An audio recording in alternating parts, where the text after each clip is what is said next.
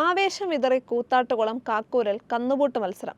കാളവേല ആഘോഷങ്ങളുടെ ഭാഗമായി പ്രാചീന കൃഷിരീതികൾ പുതുതലമുറയെ പരിചയപ്പെടുത്തുന്നതിന്റെ ഭാഗമായാണ് മത്സരങ്ങൾ നടന്നത്.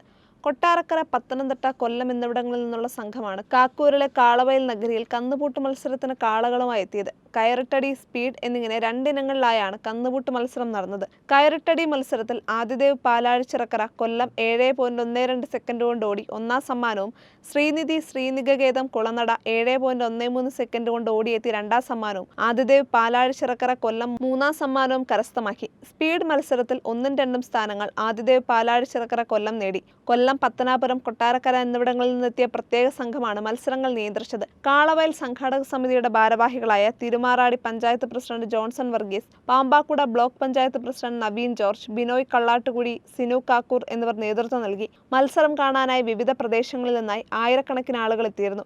കാക്കൂർ കാളവയലിൽ മരമടിയും കാളവണ്ടി ഓട്ടവും കുറെ വർഷങ്ങളായി നിലച്ചുപോയിരുന്നു. അതുകൊണ്ടാണ് ഇക്കുറി കന്നുപൂട്ട് മത്സരം നടത്തിയത്.